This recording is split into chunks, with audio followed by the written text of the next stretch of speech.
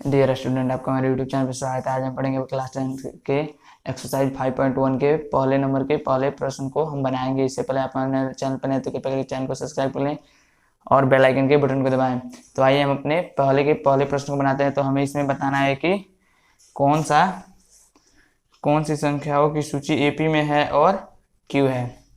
तो हमारा पहला प्रश्न है, प्रत्येक किलोमीटर के बाद का टैक्सी का किराया जबकि प्रथम किलोमीटर के लिए किराया 15 रुपया है और प्रत्येक अतिरिक्त किलोमीटर के लिए किराया 8 रुपया है।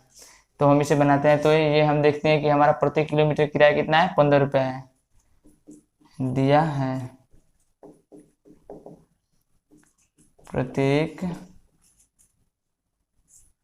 पहले लिखेंगे कि प्रथम किलोमीटर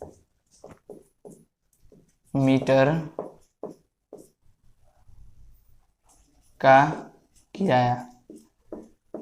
तो हमारा जो प्रथम किलोमीटर किराया है वो कितना है, 15 रुपया है।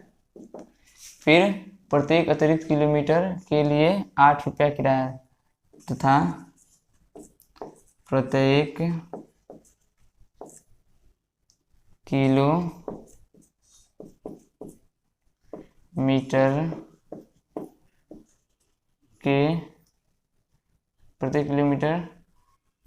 के लिए अतिरिक्त किराया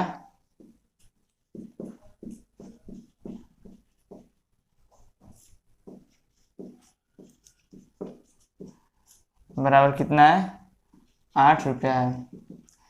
तो जब हमारा प्रथम किलोमीटर का किराया 15 रुपये दिया है और अतिरिक्त किराया 8 रुपये दिया है, तो जब हम दूसरे लिखेंगे, दूसरे किलोमीटर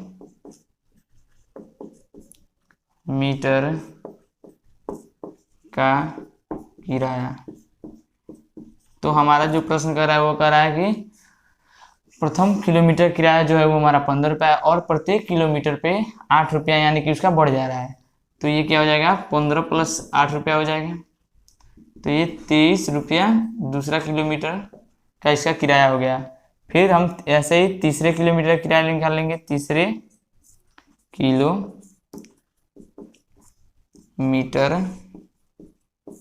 का किराया, तो उसी प्रकार ये 8 रुपया बढ़ जा रहा है, तो इसे भी हम जोड़ लेंगे तो 31 रुपया।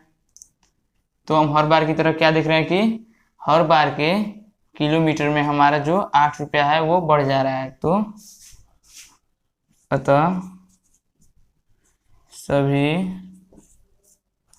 किलोमीटर में 8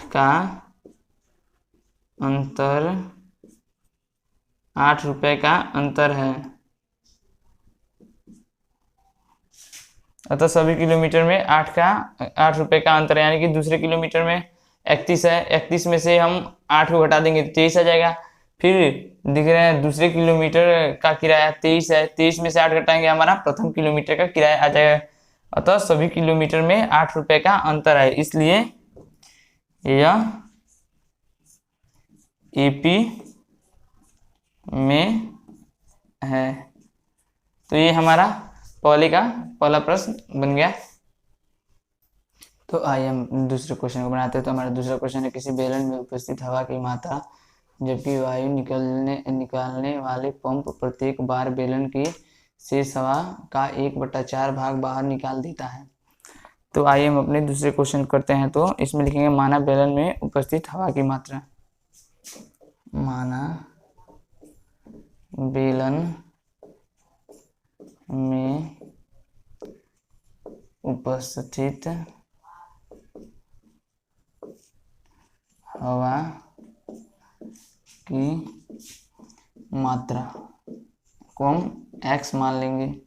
और फिर हमारा प्रश्न कर रहा है, वायु निकालने वाला पंप प्रत्येक बार बेलन की शेष हवा का 1/4 भाग बाहर निकाल दे रहा है। तो लिखेंगे, पहली बार निकाली गई हवा की मात्रा, पहली बार निकाली गई हवा की मात्रा। तो वायु पंप द्वारा पहली बार निकाली गई हवा की मात्रा होगी x गुणे 1/4 यानी कि x/4 हो जाएगी। फिर अब हम इसका शेष भाग निकाल लेंगे। तो जब हम इसका शेष भाग निकालेंगे तो क्या करेंगे, यानी कि x माइनस x/4, तो ये बचेगा 4x माइनस x/4 यानी कि 3x/4 हो गया। अब हम फिर करेंगे क्या, फिर दूसरी बार निकाली गई हवा की मात्रा निकाल लेंगे। दूसरी बार निकाली गई हवा की मात्रा। तो दूसरी बार निकाली गई हवा की मात्रा हो जाएगा तो दूसरी बार जब हम निकाली गई हवा की मात्रा निकालेंगे तो 3/3x/4 गुणे कर लेंगे अपने 1/4। तो ये हो जाएगा कितना, 3x/16 हो जाएगा। फिर अब निकाल लेंगे हम शेष हवा की मात्रा। शेष हवा की मात्रा। तो शेष हवा की मात्रा निकालने के लिए हम करेंगे क्या, अपने यानी कि इसमें से 3x/16 में से हम इसको घटा लेंगे, तो 4। अब यहाँ पे जब हम 16 और 4 का लसा करेंगे तो 16 आएगा। तो ये कितना, जब ये 16 आ जाएगा तो ये होगा 3x,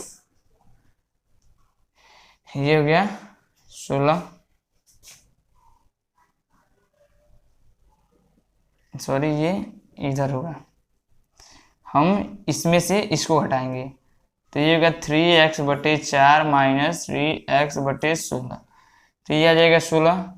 तो ये 4 4 3 12x और ये माइनस ये 3 बच जाएगा। और जब हम घटाएंगे 3x बचेगा, घटाएंगे तो हमारे पास बचेगा 9x/16 या हमारे पास बच जाएगा। फिर इसी तरह हम निकालेंगे तीसरी बार हवा की मात्रा। तो जब हम तीसरी बार हवा की मात्रा निकालेंगे तो हम करेंगे क्या, इसमें तीसरी बार निकाल रहा हूँ, तीसरी बार निकाली गई हवा की मात्रा। तो ये क्या हो जाएगा, 9x/16 में गुणा हम 1/4 से कर लेंगे। तो जब हम 9, तो ये जगह 9x और 16 चुके 64 आ जाएगा। अब इसी प्रकार हम निकाल लेंगे शेष हवा की मात्रा। तो जब हम शेष हवा की मात्रा निकालेंगे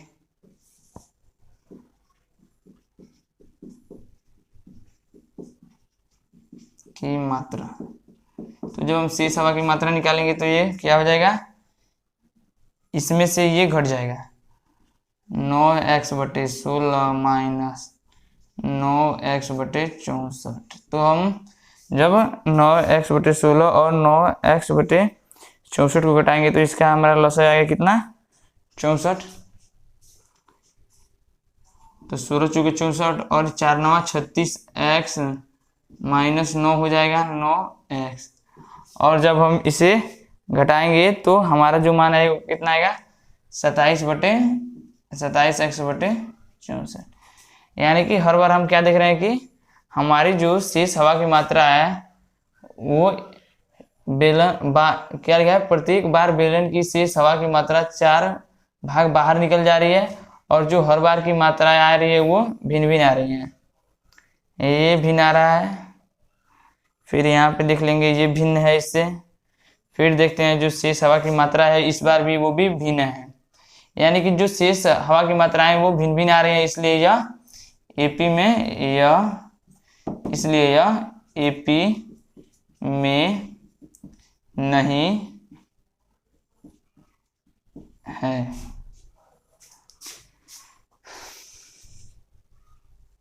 तो हमने क्या किया कि हमारा प्रश्न था किसी बेलन में उपस्थित हवा की मात्रा जबकि वायु निकालने वाले पंप प्रत्येक बार बेलन की शेष हवा का 1/4 भाग बाहर निकाल लेता है। तो हमने वायु में बेलन में उपस्थित हवा की मात्रा को x मान लिया और पहली बार में वो हवा की मात्रा x गुणे 1/4 भाग यानी कि x/4 निकाल दे रहा है बाहर। फिर अब हमने शेष हवा की मात्रा को ज्ञात कर लिया, तो करेंगे क्या, वायु में उपस्थित हवा की मात्रा में से निकाली पहली बार निकाली गई हवा की मात्रा को घटा लेंगे, तो हमारा कितना जाएगा, शेष हवा की मात्रा आ जाएगी।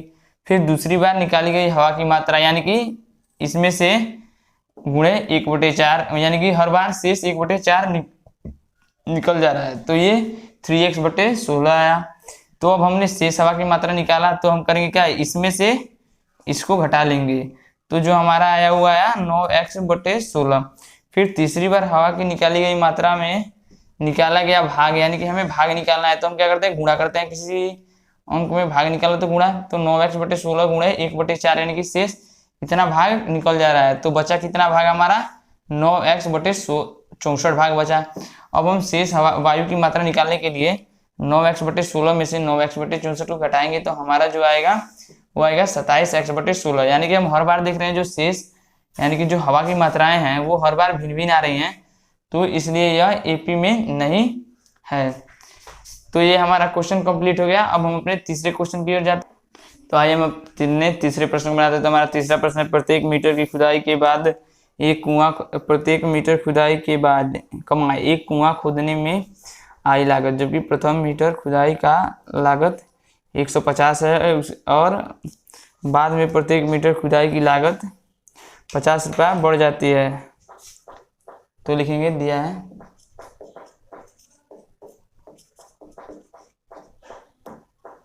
प्रथम एक कुआं खोदने में आई लागत जबकि प्रथम मीटर खुदाई का लागत, तो लिखेंगे प्रथम मीटर खुदाई का लागत बराबर 150 रुपये। फिर जो दिया है वो बाद में प्रत्येक मीटर खुदाई का लागत 50 रुपया वृद्धि हो जा रहा है। तो इसी प्रकार हम जब दूसरे मीटर खुदाई का लागत निकालेंगे, दूसरे मीटर खुदाई का लागत निकालेंगे, तो ये कितना हो जाएगा कि 50 रुपया वृद्धि हो जा रही है, तो ये हो जाएगा 200 रुपया। फिर इसी प्रकार जब हम तीसरे मीटर खुदाई का लागत निकालेंगे, मीटर खुदाई का लागत, तो ये 50 रुपया प्रत्येक बार से 50 रुपया यानी कि अधिक लग रही है, तो ये 250। इसी तरह चौथे का निकालेंगे तो 300, पांचवे का निकालेंगे 350, इसी तरह आता जाएगा। तो हम इसमें देख रहे हैं कि क्या प्रत्येक मीटर खुदाई की लागत में 50 रुपया वृद्धि हो रही है। अतः प्रत्येक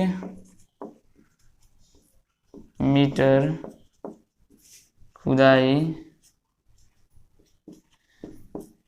की लागत में 50 रुपया वृद्धि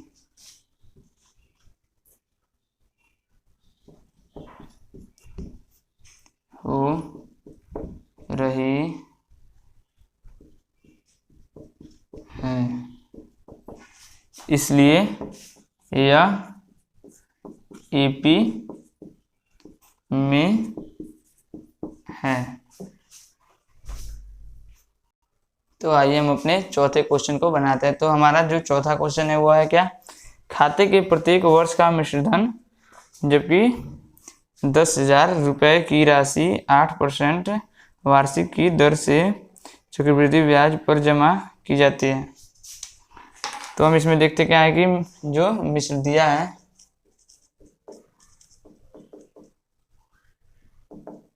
जो हमारा मिश्रधन है वो कितना है, 10,000 रुपया है, और जो राशि है वो 8% वार्षिक दर से, यानी कि जो इसमें हमारा दर दिया है वो 8% है। और ये हमारा जो प्रश्न है वो क्या कर रहा है कि चक्रवृद्धि ब्याज पर जमा करता है। तो यानी कि हम देखते हैं कि चक्रवृद्धि ब्याज का जो सूत्र होता है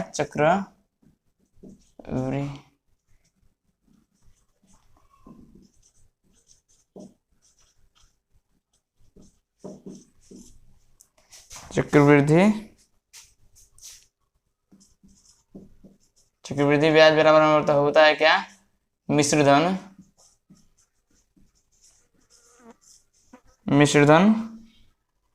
प्लस मिश्रधन इंटू मिश्रधन इंटू 1 प्लस R बटे 100 और यहाँ पे n होता है। यानी कि मिश्रधन हमारा जो है वो दिया हुआ है यहाँ पे, और जो R यानी कि दर को हम R से सूचित करते हैं, ये भी दी हुई है, और हमें प्रत्येक वर्ष की वार्षिक ब्याज निकालना है। तो जब हम पहले वर्ष की वार्षिक ब्याज निकालेंगे, पहले वर्ष खाते में प्रत्येक वर्ष का मिश्रधन, तो पहले वर्ष का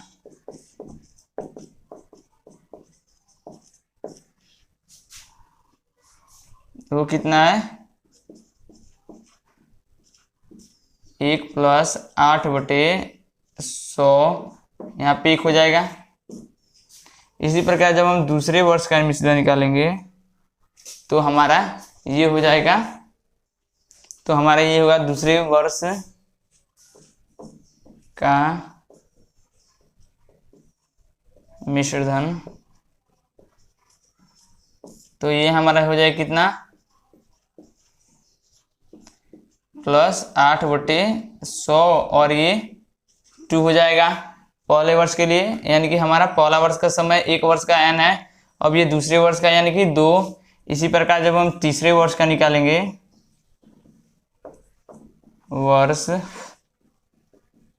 का मिश्रधन, तो ये कितना हो जाएगा, इंटू 1 प्लस 8 बटे यानी कि 3। यानी कि हम हर बार देख रहे हैं कि जो हमारा जो मान है वो भिन्न भिन्न आ रहा है। तो इस प्रकार जो भिन्न भिन्न आ रहा है यानी कि सभी में समान अंतर नहीं है, इसलिए यह एपी में नहीं है, यह एपी में नहीं है। ये हमारा आंसर हो गया। तो आइए हम दूसरे प्रश्न को बनाते हैं। तो इसमें हम क्या कह रहा है, दी हुई एपी के प्रथम 4 पद लिखिए, जबकि ए प्रथम पद और सर्वांतर डी निम्नलिखित है। यानी कि दूसरे का पहला में जो हमारा जो ए है वो कितना है, 10 है, और जो हमारा डी है यानी कि वो भी 10 है। तो हम जानते हैं कि एपी का व्यापक यानी कि व्यापक पद क्या होता है, प्रथम पद के लिए ए, दूसरे पद के लिए ए प्लस डी, तीसरे के लिए ए प्लस 2d और चौथे के लिए ए प्लस 3d। तो हमें चौथे पद तक का ही निकालना है। तो ये करा है प्रथम 4 पदों के लिए। तो पहला पद यानी कि ए बराबर 10, दूसरा पद ए प्लस डी यानी कि 10 प्लस 10 बराबर 20। उसी प्रकार तीसरा पद यानी कि ए प्लस 2d यानी कि हो जाएगा ए प्लस 2 गुणे 10 यानी कि यहाँ पे 10 प्लस 20 यानी कि 30। और चौथा पद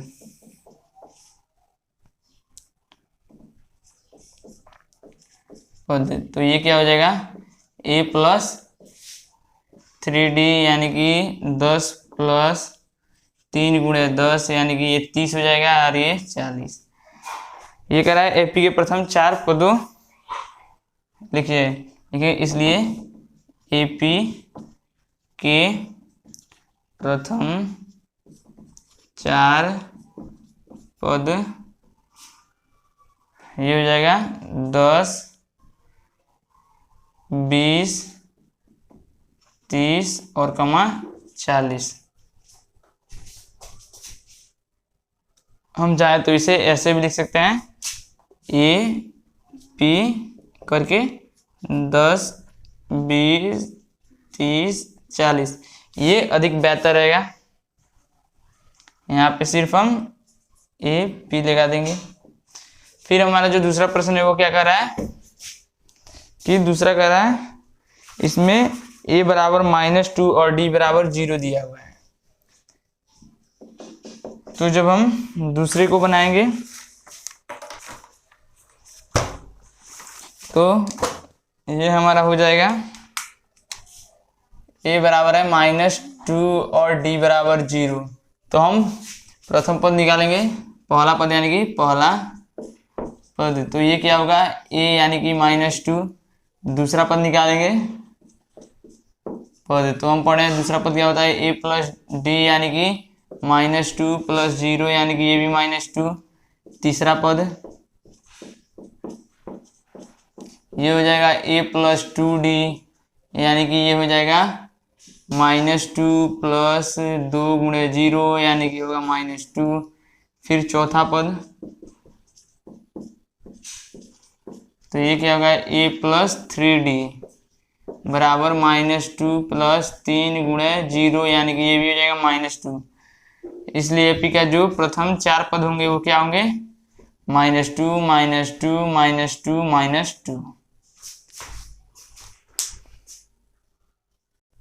जब हम अपने तीसरे को बनाएंगे तब इसमें हमारा a दिया है 4 और जो b दिया है सॉरी b नहीं यानी कि d दिया है हमारा -3।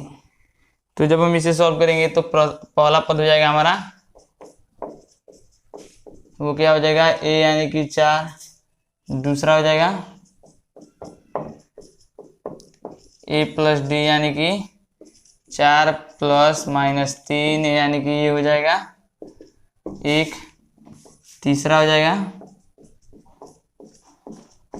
यानी कि a + 2d यानी कि ये हो जाएगा 4 + 2 × -3 यानी कि ये हो जाएगा 4 - 6 बराबर -2।